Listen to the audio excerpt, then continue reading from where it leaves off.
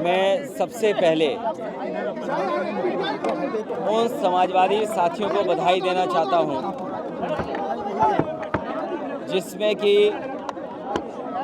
Samajwadi party के हमारे पदाधिकारी अभिषेक और उनके साथ बड़ी संख्या में साथी चल रहे हैं। पिछले कई महीनों से लगातार उत्तर प्रदेश में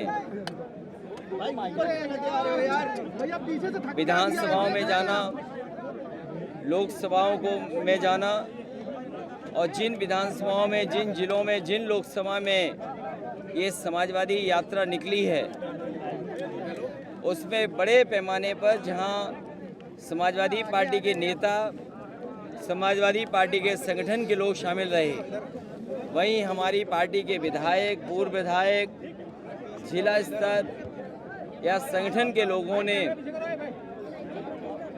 समर्थन देने का काम किया। वहीं जनता के बीच में लगातार समाजवादी कार्यक्रमों को पहुंचाने का काम किया है। इधर देश के आगे जब से भारतीय जनता पार्टी सरकार में आई है, लोकतंत्र को खतरा पैदा हुआ है। जो हमारे मूल्य थे, जो हमारे सिद्धांत थे, जो हमारे पूर्वजों ने,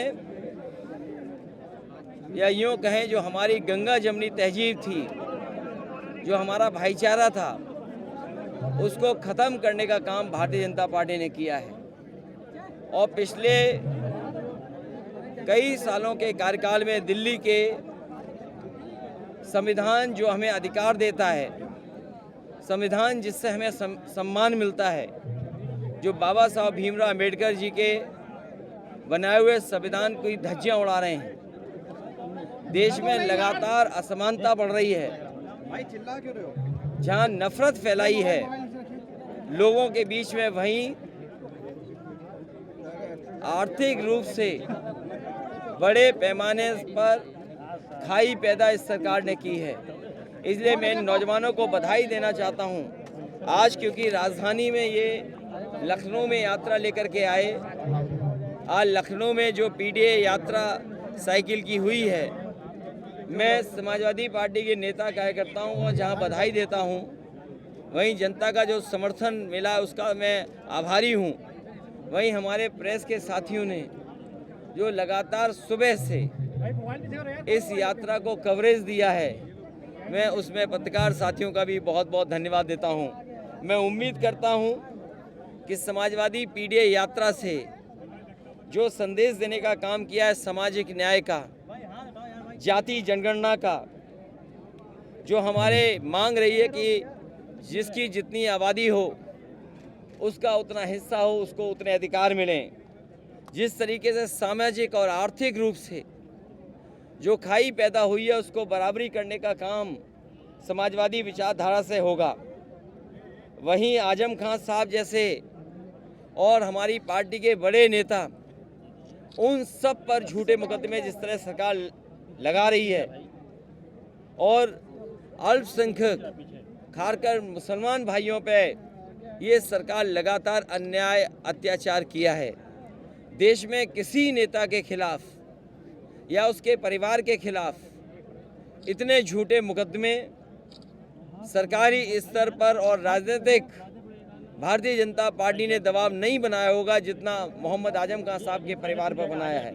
हमें उम्मीद है भविष्य में उन्हें न्याय मिलेगा। मैं इस यात्रा की सफलता के लिए अभिषेक यादव और इनके साथ जितने भी सहयोगी साथी चल रहे हैं, मैं उनको बधाई देता हूं, क्योंकि बहुत मेहनत का काम है, परिश्रम का काम है। कई बार बहुत सारी रुकावटों का सामना किया होगा।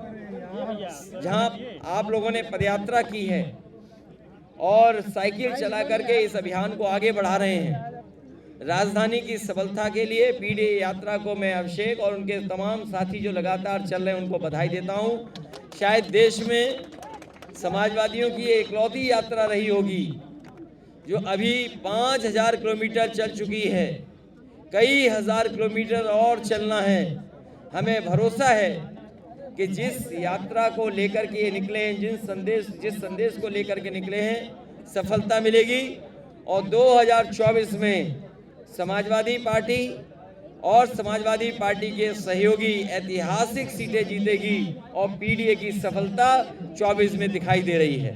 अखिलेश जी, आज की इस यात्रा के बाद भारतीय जनता पार्टी बहुत ज्यादा चिंतित नजर आ रही है।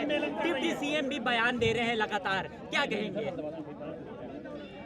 ये कई लोगों को आउटसोर्स किया हुआ है, वो खुद सामने ना आए। कुछ लोगों को आउटसोर्स में रखा हुआ है भारतीय जनता पार्टी ने, जो अपने विभागों में काम नहीं कर रहे हैं, दूसरे राजनीतिक दलों पर सवाल करते हैं। कम से कम ऐसे लोगों को और खासकर सरकार को, जिस तरीके से महंगाई बढ़ी है, चरम सीमा पर महंगाई है, चरम सीमा पर बेरोजगारी है और चरम सीमा पर अन्याय है, कोई कल्पना नहीं कर सकता था कि अग्निवीर के नौजवान जो देश की सीमा पर रक्षा करने पहुंचेंगे, वो शहीद हो जाएंगे तो उन्हें सम्मान ये सरकार नहीं देगी। जो शहीदों को सम्मान नहीं देती, वो राष्ट्र के लिए कोई काम नहीं कर सकती। ये राष्ट्र विरोधी सरकार है जिसने शहीदों का सम्मान नहीं किया है।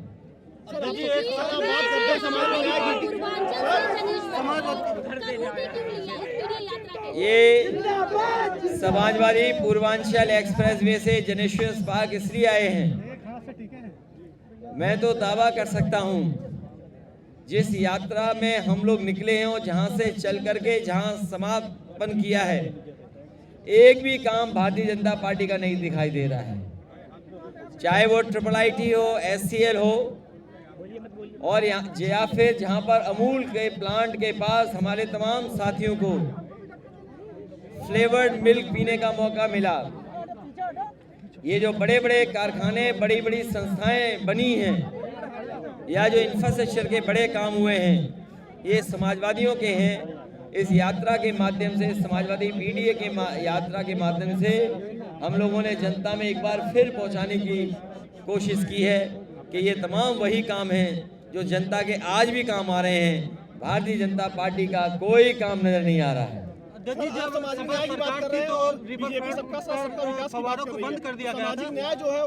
भारतीय जनता पार्टी का सबका विकास फर्जी है।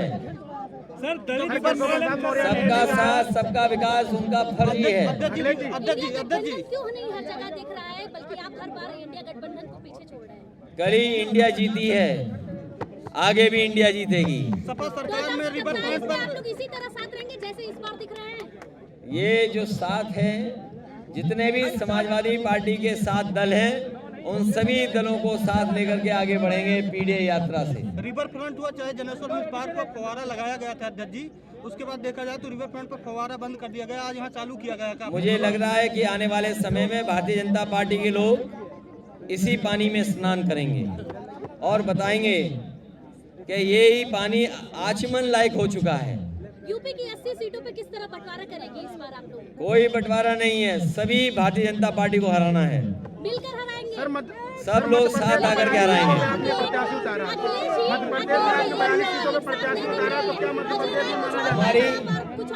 हमारी अनेकता में एकता है।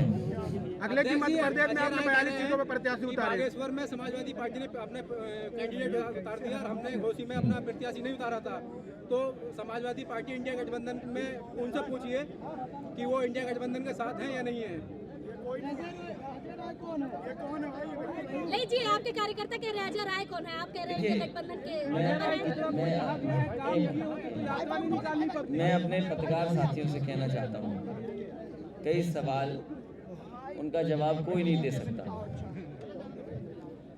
जो लोग अजय हैं वही दे सकते हैं उन सवालों का जवाब। और ये यात्रा इसलिए निकली है कि इधर बिहार के बाद पूरे देश में लोग जागरूक हो गए हैं। एक बार लोकसभा में नेताजी शरद यादव जी, आदरणीय लालू प्रसाद यादव जी और दक्षिण भारत के सभी नेताओं ने उस समय की सरकार से मांग की थी कि जाति जनगणना हो। उस समय सरकार ने आश्वासन दिया था, लेकिन वो आंकड़े कभी नहीं आए। इधर धीरे धीरे पूरे देश में आवाज उठी है कि जो आबादी में ज़्यादा हैं उनका हक और सम्मान छीना जा रहा है। इसीलिए ज़रूरी बनता है कि पीडीए के लोग, पीडीए की जनता साथ आए और इस भारतीय जनता पार्टी को हराने का काम करें। सर, दलित सम्मेलन जो चल रहा है उसको लेकर क्या कहेंगे? दलितों के बीच में आजकल तेजी पकड़े है भारतीय जनता पार्टी। हमारे दलित समाज के भाई बहनों का सबसे ज्यादा लगाव बाबा साहब भीमराव अम्बेडकर जी से है। हमारे देश की बड़ी आबादी बाबा साहब भीमराव अम्बेडकर जी को भगवान का दर्जा देती है। उनके बनाए हुए संविधान को भारतीय जनता पार्टी खत्म करना चाहती है। ये हमारे दलित भाई, आदिवासी भाई, पिछड़े, अगड़े सब ये जानते हैं। इसलिए सभी साथ आकर के इस बार भारतीय जनता पार्टी को न केवल उत्तर प्रदेश बल्कि देश में उखाड़ फेंकने का संकल्प ले रहे हैं। सर, ये साइकिल यात्रा जो है 5000 किलोमीटर चली, मगर इन स्मार्ट सिटी जो दावा करती थी बीजेपी, वहां से होगी गुजरी, अभी तक स्मार्ट सिटी भी नहीं बनी और गड्ढा मुक्त का जो दावा है। मेरे पत्रकार साथी, ये कोई काम भारतीय जनता पार्टी का नहीं है। पहले तो ये कागज पे लिख लो, मतलब 5000 जहां से हम लोग आए हैं एक भी काम भारतीय जनता पार्टी का नहीं है। अगर एक भी काम भारतीय जनता पार्टी का हो तो मुझे बता दो। स्टेडियम जो दुनिया में कल देखा गया, जिसमें भारत इंडिया टीम जीती, इंग्लैंड जिसने हमें गुलाम बना करके रखा था, एक बार भारत ने, इंडिया ने फिर हरा दिया उन्हें। बगल में प्लासियो मॉल है, समाजवादियों की देन है। उसके आगे आप देखते होंगे सफेद और लाल बिल्डिंग बन रही है, वो लोहिया इंस्टीट्यूट की बिल्डिंग है। उसके बगल में मदर एंड चाइल्ड हॉस्पिटल है, उसके बगल में डायल 100 है, उसके पीछे पुलिस हेडक्वार्टर है, उसके पीछे नगर निगम की तमाम बिल्डिंगें जहां पर ट्रेनिंग होती है। आगे अगर आप जाएंगे तो CECT दिखाई देगा। संस्कृति वो स्कूल है, दिल्ली में कितना भी बोरा में पैसा रख लो लेकिन आपको संस्कृति स्कूल में एडमिशन नहीं मिल सकता है। लेकिन बीजेपी की सरकार में, जिसे सांड प्रेम है, संस्कृति जैसे बड़ी संस्थाओं को अभी तक शुरू नहीं कर पाए हैं। ATI बंद है। IIIT का एक नौजवान जो पढ़ा लिखा है सपना देखता है कि हमें IIIT में पढ़ने का मौका मिल जाए।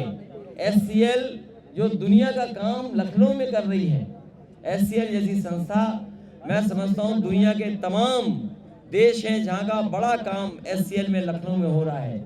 आगे जाएंगे तो आपको चेक गजरिया में अमूल का 5 लाख लीटर प्रतिदिन का प्रोक्योरमेंट का दूध का प्लांट मिलेगा। उसके बगल में पराग का 5 लाख लीटर का होगा। सोचिए 5 लाख और 5 लाख जोड़ दोगे तो 10 लाख लीटर का दूध का प्रोक्योरमेंट बताया है। ये बीजेपी के लोग दूध पीना जानते हैं, बटर खाना जानते हैं, लेकिन हमारे किसानों को दूध की सही कीमत नहीं करना जानते, न देना जानते हैं। पीछे एक बहुत बड़ी कैंसर इंस्टीट्यूट है। मैं आप लोगों से भी कहूँगा और अपने नेताओं से भी कहूँगा कि शुद्ध खाना खाएं, पूरा आराम करें, सुबह जल्दी उठें, व्यायाम करें, शाम को जल्दी सो जाएं खाना खा के। कैंसर जैसी बीमारी हो रही है और कैंसर इंस्टीट्यूट अगर किसी ने बनाया तो समाजवादियों ने बनाया। नाम बदलने का काम अगर किसी ने किया है तो भारतीय जनता पार्टी के लोगों ने किया है। मेदांता जैसा हॉस्पिटल या अंसर जैसी टाउनशिप अगर किसी ने बनाई है तो वो नेताजी ने बनाई है।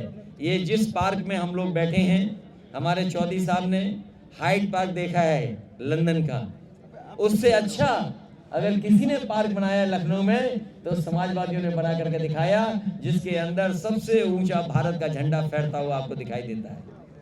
लोहिया पार्क और छोटे लोहिया पार्क का, जनेश्वर मिश्र जी का पार्क, मैं समझता हूँ पूरे देश में इतना अच्छा क्वालिटी प्लांटेशन का नहीं होगा। अगर भाजपाइयों से पूछोगे कौन से पेड़ हैं, एक के पेड़ का भी नाम नहीं बता सकते। समाजवादियों से पूछोगे तो हर पेड़ का नाम समाजवादी पार्टी के लोग बता देंगे। आगे JPNIC है, देश की, उत्तर प्रदेश की सबसे ऊंची बिल्डिंग, जिसके अंदर जयप्रकाश जी का, जिन्होंने कभी संपूर्ण क्रांति का आह्वान किया था जब चरम सीमा पर महंगाई थी, बेरोजगारी थी और भ्रष्टाचार था, उनका म्यूजियम बंद कर दिया। हम लोगों को मजबूरी में गेट के ऊपर चढ़ के जाना पड़ा। उसके पीछे उत्तर प्रदेश की सबसे ऊंची बिल्डिंग है, वो अभी भी नहीं बनी है। मैं कितने काम गिनाऊं। ये काम रोजगार देता है, विकास रोजगार देता है। भारतीय जनता पार्टी बेरोजगारी फैला रही है, रोजगार छीन रही है, और लखनऊ में जो मेट्रो घूम रही है वो भी समाजवादियों की देन है। बेरोजगारी की बात कर रहे हैं, इन्वेस्टर समिट की बात कर रहे हैं। किलोमीटर की आपने बात की है, ये केवल आपके काम को दर्शा रहा है उत्तर प्रदेश में। इन्वेस्टर समिट की बात कर रहे हैं सर, और इन्वेस्टर समिट का जो पैसा वो कहाँ है पता नहीं चल रहा है। बहुत बड़े बड़े झूठ भारतीय जनता पार्टी बोलेगी। आज अखबार में मैंने पढ़ा कि कई लाख करोड़ की योजनाओं जमीन पे आ रही हैं, जिन्होंने MOU बड़े बड़े किए हों, अभी तक कोई कारखाना उद्योग नहीं दिखाई दे रहा है। जो हमारा उत्तर प्रदेश जाना जाता था स्मॉल स्केल इंडस्ट्री के लिए, मीडियम स्केल इंडस्ट्री के लिए, माइक्रो इंडस्ट्री के लिए, उन संस्थाओं को कोई मदद सरकार नहीं कर रही है। किसान की आय दोगुनी नहीं हुई, गन्ने की कीमत जो बढ़नी चाहिए थी नहीं बढ़ी। अभी भी तमाम हमारे किसानों के गन्ने का बकाया है।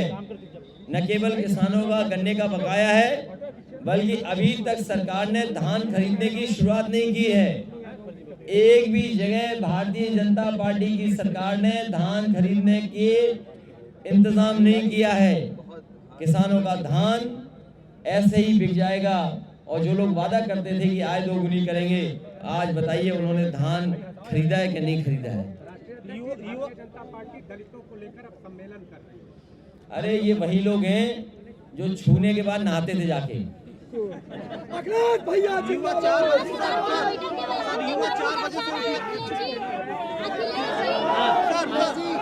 4 बजे से उठकर सुबह दौड़ने अगर छूते योजना ले आई है। नहाने चले जाते थे। सर युवा 4 और मैं आपको बता दूं, ये हमारा साथी बार बार सवाल पूछ रहा है, नहीं पूछना चाहिए लेकिन फिर भी बता दूं मैं।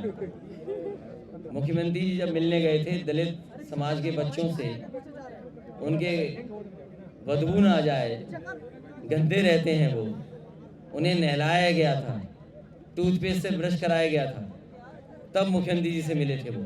युवा सब 4 तो सोचिए, जो साबुन से नहला करके मिलते हो उनसे क्या उम्मीद करोगे समाज को नई दिशा देंगे।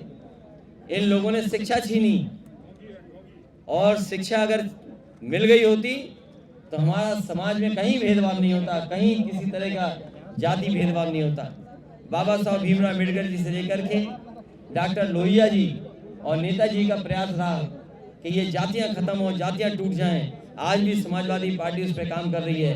हमें उम्मीद है कि हमारा समाज एक दिन ऐसा बनेगा जहां जातियों का भेदभाव खत्म हो जाएगा। सर युवा 4 बजे सुबह से उठकर फौज की दौड़ की तैयारी करता था, लेकिन अग्निवीर योजना मैं उन नौजवानों से कहूंगा जो अग्निवीर की तैयारी कर रहे हैं, समाजवादियों को जिताएं, और देश में पहली जैसी भर्ती की व्यवस्था लाने का काम समाजवादी लोग करेंगे।